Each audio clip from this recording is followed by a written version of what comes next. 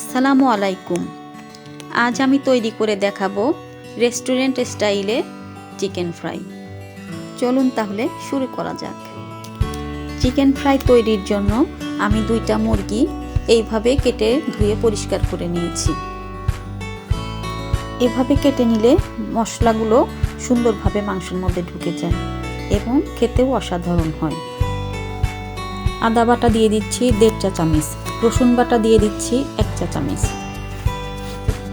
এখানে আমি 1.5 চা চামচ ধনিয়া এবং জিরা গুঁড়া নিয়েছি।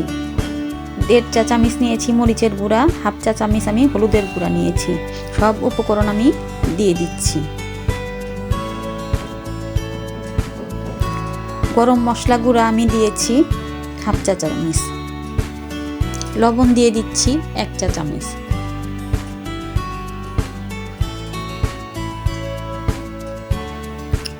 সয়া সস দিয়ে দিচ্ছি 1.5 চা চামচ। টমেটো সস দিয়ে দিচ্ছি আমি 1 চা চামচ। এখন আমি সমস্ত উপকরণগুলো একসাথে মেখে নিব। মাখানো হয়ে গেলে আমি 2 ঘন্টার জন্য ফ্রিজের নরমাল চেম্বারে মাংসগুলোকে রেখে দিব। 2 ঘন্টা আমার হয়ে গেছে। এখন আমি একটি বলে 2 কাপ ময়দা নিয়ে নিচ্ছি। এর সাথে আমি 1 চা চামচ মরিচের গুঁড়া, 1/2 চা চামচ লবণ দিয়ে মিশিয়ে নিব।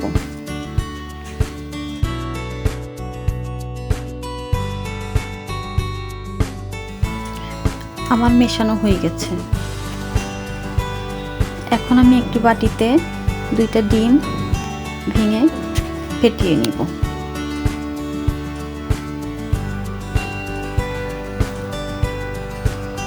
ডিম আমার ফেটা হয়ে গেছে। এখন আমি মাংসগুলোকে আরেকবার মেখে নিচ্ছি। মাংসগুলো ভালো করে মেখে ডিমে ডুবিয়ে ময়দার মিশ্রণে আমি কোট করে নিচ্ছি। ভালো করে চেপে চেপে মাংসগুলোকে আমি ময়দার মিশ্রণের সাথে মিশিয়ে নিচ্ছি। আমি কিভাবে করছি আপনারা স্টেপ বাই স্টেপ ফলো করলে আমার মতো সুন্দর করে আপনারাও বানিয়ে নিতে পারবেন।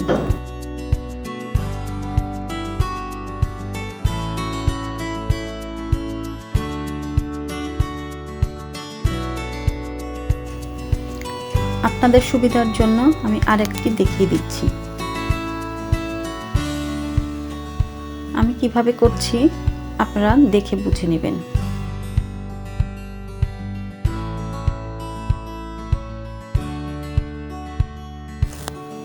এভাবে আমি সবগুলো চিকেন কোট করে নিব। এখন আমি ভাজার জন্য চলে যাচ্ছি। একটা ফ্রাই প্যানে আমি তেল দিয়ে দিচ্ছি।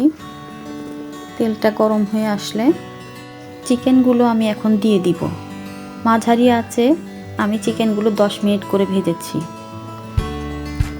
10 মিনিট হওয়ার পরে আমি অন্য পাশ উল্টে দিচ্ছি।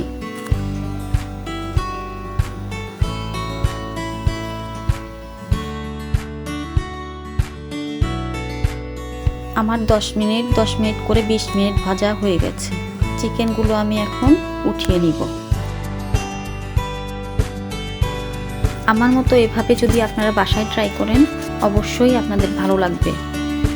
আপনারা একবার অবশ্যই ট্রাই করবেন। যে যেখান থেকে দেখছেন ভালো থাকবেন, সুস্থ থাকবেন। আসসালামু আলাইকুম।